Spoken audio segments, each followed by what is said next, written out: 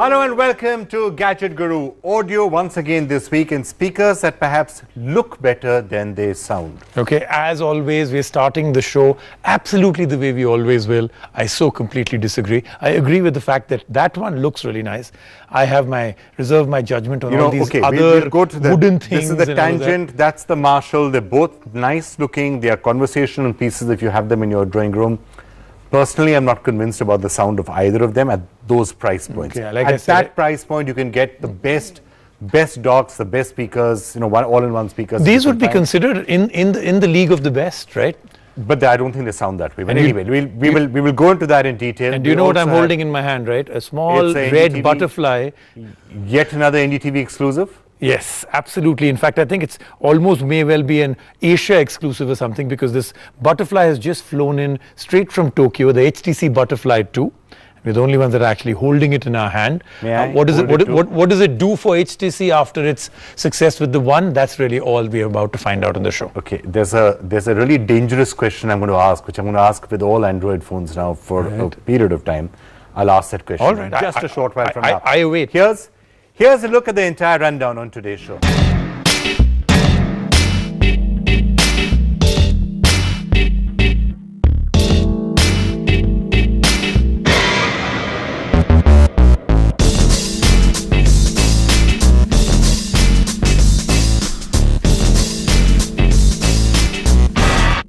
Okay, now one trend that we picked maybe 5 years ago in Gadget Guru, which has now come to pass, is that increasingly what everyone wants in their living rooms is, or in the other rooms, is docks like this, stuff which you can just connect an iPhone into or an Android device into, or you can do Bluetooth streaming.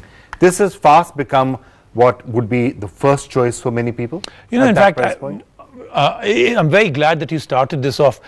I've started to see a trend where people are kind of almost done with it because, like you said, most of these tend to disappoint slightly. Okay. One second, let me just pause you on that. Okay, you've got docks out there. Now the price point is important. If you're paying 10,000, 15,000, you've got a nice dock out there. Not the best quality sound, not the best quality That's what I'm saying. Almost an oxymoron. So you've got the Marshall out here, right? And you've got the Tangent out here. Right. This has got. This is basically the guitar company. So it almost looks like a guitar amplifier, right? This so nice looks like leather. A guitar amplifier. It looks really nice. This is very funky looking as well. It's all wood. It's got a wooden remote control, which I have to tell you is really difficult to use. But it's actually a plastic remote inside, as you can see. This is inserted into a wooden enclosure. So this looks very good. It's a conversation piece. Okay. But when you play music on either of these, is it a 35 to 40,000 rupee sound? Personally, I don't think so, and I'll prove it to you. Okay. All right. Let's start off with this one.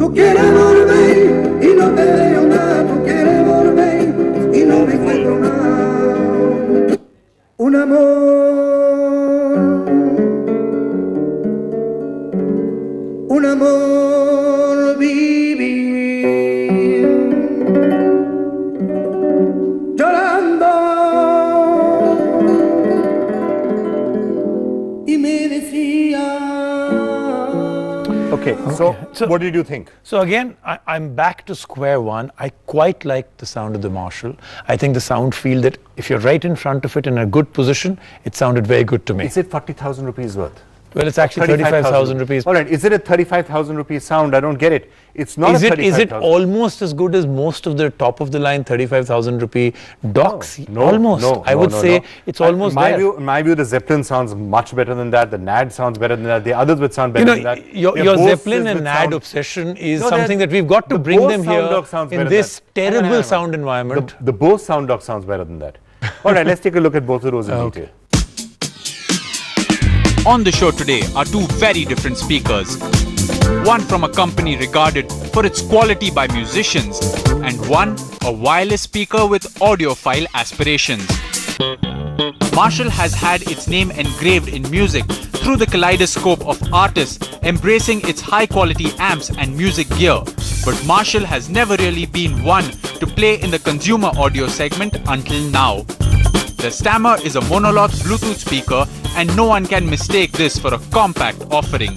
In fact, Marshall has deliberately modeled its speaker on its famous amp design, and it works. With bass toggle switches, analog controls for volume, and leather and gold in abundance, it oozes style. The size and heft comes into play in music too, with a 5.25-inch woofer and two 0.75-inch tweeters paired with an 80-watt digital amplifier. It delivers the goods when it comes to audio quality. Though it doesn't quite shake rooms like speakers with dedicated subwoofers can, the Stammer produces a more subtle bass tone, more suited unsurprisingly to classic rock and metal albums. But for all its excellence, you have to keep in mind that this is hardly easy to lug around.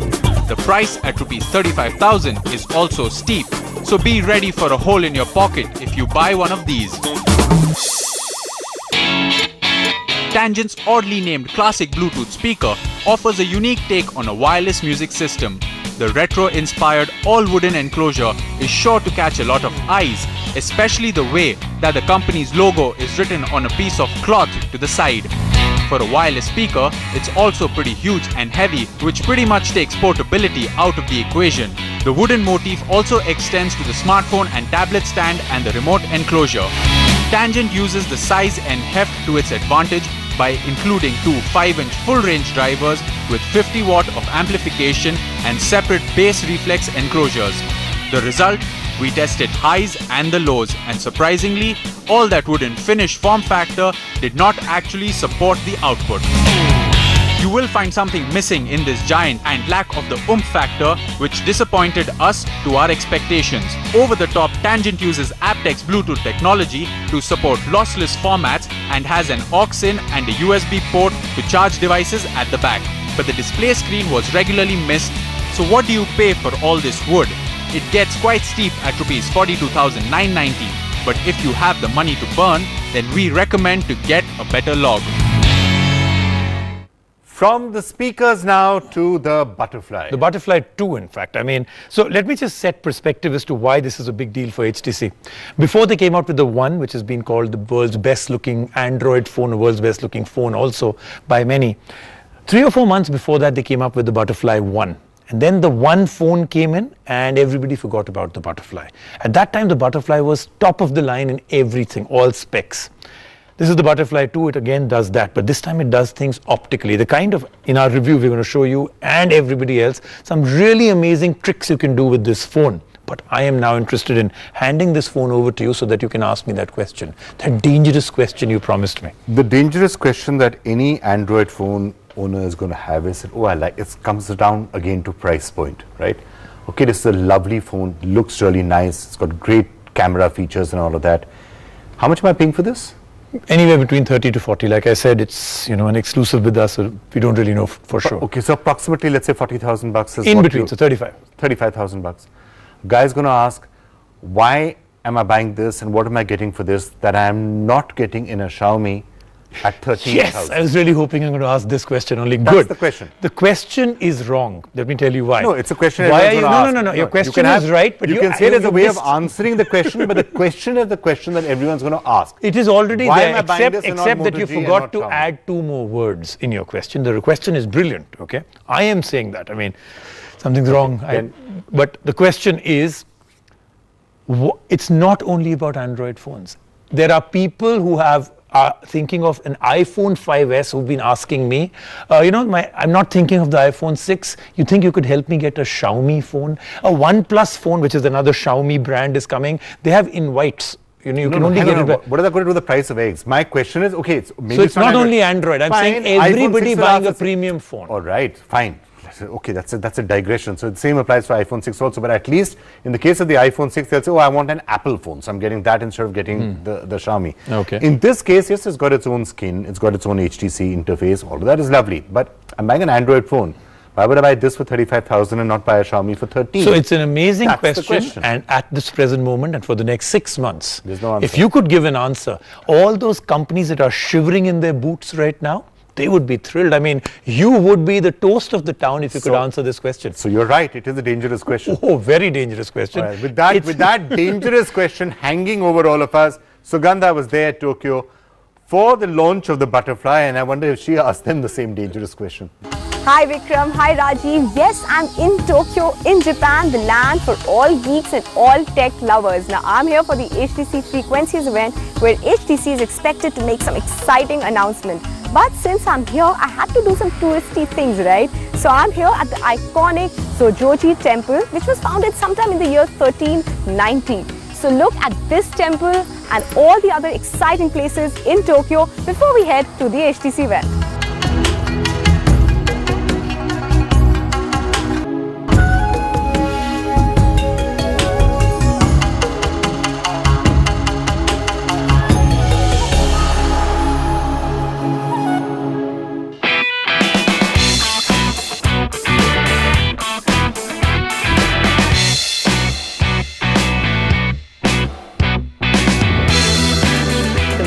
Butterfly 2 has been announced. Now the phone comes in 3 bright colors.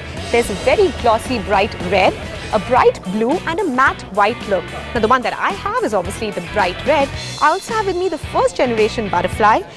In looks, shape and size, they're pretty much similar, a same 5-inch full HD screen, but obviously the Butterfly 2 has a whole lot of enhancements in terms of the processor, the display and of course the camera. So a complete hands-on review of the Butterfly 2 coming up. HTC has launched the successor to the Butterfly, conveniently called the Butterfly 2. Competing with the likes of the Nexus 5, Samsung Galaxy S5 and the Xperia Z2, does the smartphone have the wings to fly high in this segment? Let's kick off things with the looks. On the face of it, the Butterfly 2 looks exactly like its predecessor. You will, however, be able to distinguish between the two once you flip it around. Just like the HTC One M8, the Butterfly 2 sports a dual camera setup. HTC has ditched the ultra-pixel camera for a traditional 13MP camera, with the second camera acting as the depth sensor. The camera comes with a plethora of features and shooting modes which will keep you hooked for a long time. The camera features include seasons, which lets you add seasonal effects such as autumn, winter and more. The 3D feature is quite an interesting one, where the software recreates a 3D render of your face. Now you can know what the digital version of you would look like. Sticking to some of the features that we saw on the HTC One M8, Butterfly 2 lets you shift focus of an image taken, add foreground and background effects and more. Sticking with the specifications of the smartphone, it is powered by a 2.5 GHz Snapdragon 801 quad-core CPU coupled with 2 GB of RAM. We've seen the likes of the Sony Xperia Z2 and the Galaxy Note 3 sport 3 GB of RAM. Although the average user won't notice any hiccups in performance, the multitasking power user may want to consider his or her options. The Butterfly 2 offers plenty of storage with a 16 GB and a 32 GB variant, expandable up to a whopping 128 GB via a micro SD card. The smartphone runs on Android 4.4 KitKat straight out of the box with HTC's Sense 6.0 UI overlaying it. With the newfound tradition of being waterproof, the Butterfly 2 boasts of dustproof and water resistance capabilities up to 1 meter. More importantly, it can do all of that without any pesky rubber flaps over any of its ports. We drown the smartphone in a bowl of water and upon retrieval, the device functions normally. It has a 5-inch display with a 1080p resolution. The display is gorgeous to look at and has wide viewing angles. Although it isn't as vibrant as the Super AMOLED displays we've come to see on the Samsung Galaxy Note 3, it's still a visual treat. LG pioneered the knock-knock to unlock feature, and the HTC has conveniently incorporated the feature on the Butterfly 2. You can also use gestures to activate different apps and functions on the smartphone. Like most other gimmicks, the HTC Butterfly 2 boasts of boom sound speakers. The saving grace is that the speakers are located on the front of the smartphone. The location is ideal for those looking to enjoy videos on the go, although we'd recommend you stick to a nice pair of headphones. Overall, the Butterfly 2 looks like an interesting device, but doesn't showcase anything that will turn heads. The features and specifications are something that we've already seen. What remains to be seen, however, is how competitively the smartphone will be priced. India is still a price-sensitive market where consumers prefer a bang for their buck.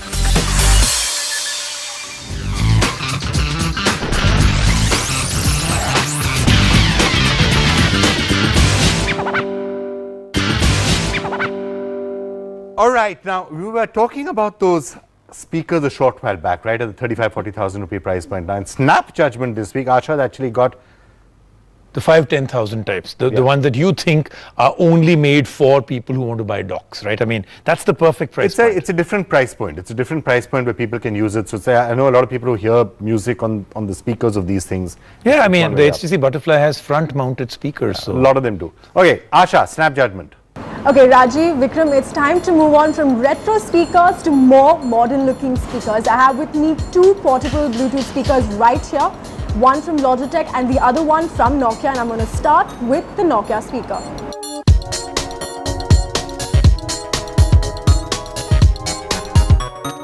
Now the first thing that I noticed about this particular speaker is its extremely garish color, the choice of which obviously I'm going to attribute to my producer, Yash. But all jokes apart, I actually quite like the way this particular speaker looks. It's got a nice color, a nice design, and it's fairly easy to carry around everywhere. Now the speaker works on both Bluetooth and NFC, so if you have a device that's enabled by either one of them or both, you can use it anytime you want to. For those who don't have either of those capabilities in their phones, they can just connect an aux cable to the jack over here and listen to music on the go. You can also charge your Bluetooth using a micro SD cable right here. Now, and it gives you about 5 hours of music playback, which I think is pretty decent. Now, talking about the audio quality of this particular speaker itself.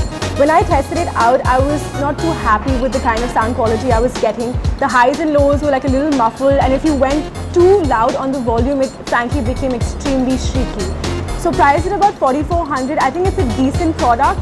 But if you want to spend that kind of money, I think you have a lot more choices out there in the market that you should definitely check out.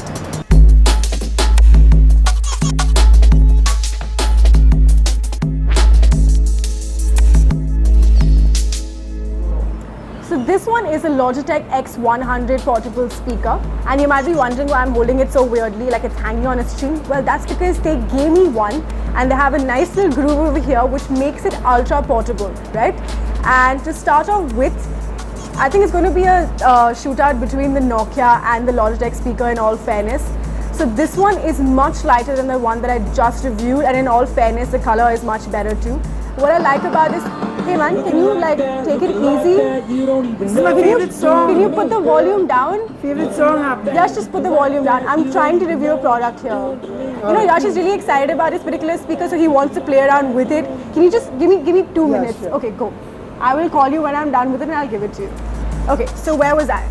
So what I like about this product is the fact that all the buttons are right here. So you can connect it to Bluetooth. All you have to do is just press this button and it connects automatically to your phone. You can increase and decrease the volume using these buttons. And if you don't have Bluetooth in your phone, which I think is highly unlikely, you can just use an aux jack and you can connect it right here. So priced at about 3,000, I think this is a very, very cool product. I tested it out. I easily connected it with my phone. The audio quality is just great. The highs and lows are crisp and clear, and at really loud volumes, the audio is just fantastic. I am extremely impressed with it. So if that's your budget and you're looking for good Bluetooth speakers, the Logitech X100 is one that you should definitely check out. Okay, so Yash, you can take this now. I'm kind of done with it. Here. Okay, time for another break. When we come back, Ask Guru and gaming.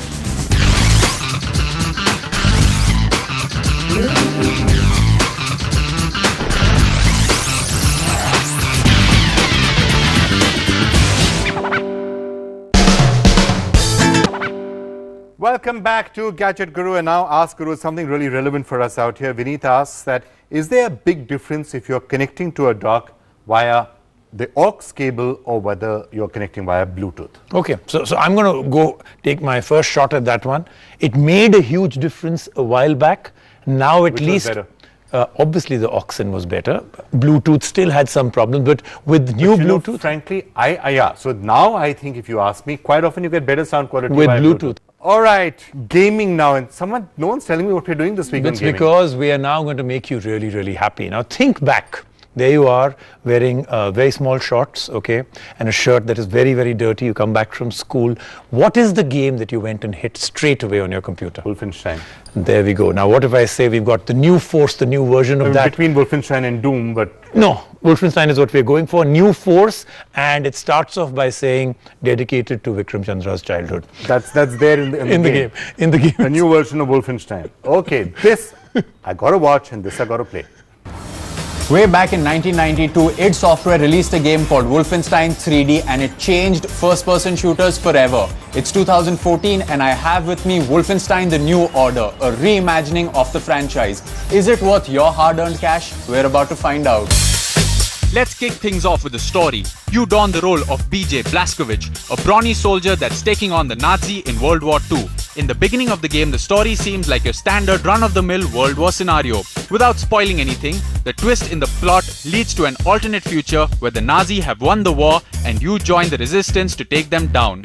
It's very rare to see a great story in a first-person shooter game. The last time a first-person shooter story captivated me was in BioShock Infinite.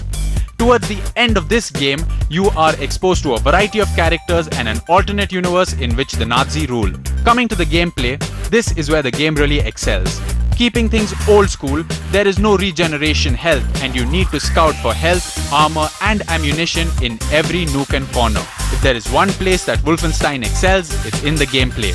Not only do you have access to a killer arsenal of weapons, but you also have the ability to dual-wield weapons, adding a bigger bang to the action. The enemies too are varied from the regular foot soldiers to armored walking tanks. A very cool thing about the game is that there are stealth sections where you can take out the guards silently and move on. In these stealth sections, if the guards are alerted, you're in for one hell of a gunslinging ride. The environments in the game too are well designed. The game isn't a closed corridor shooter, and that is a good thing. The environments are large to plan a good strategy. Coming to the graphics of the game, they are impressively good. There is the occasional stutter, especially when the action gets too intense on the screen. The only downside to the game is that there is little to revisit once you've beaten the 13-hour long campaign.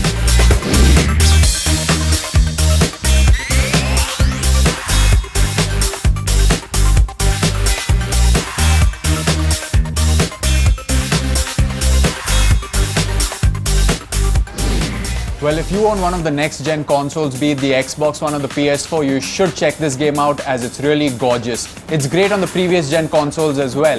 If you love first-person shooters, you have to play Wolfenstein. If you love stories in first-person shooters, this game is for you as well. The only downside is that after the 13-hour journey is over, there's nothing to really pull you back. And that's it for now. I must go off and grab the game. Lot more on all of this on our website, ndtvgadgets.com. Of course, as he goes away, do remember, if you need a lot more tech to happen, NDTV Prime every day, 8 p.m. Monday to Friday, a brand new tech show. We'll see you next week on Gadget Guru. Bye for now.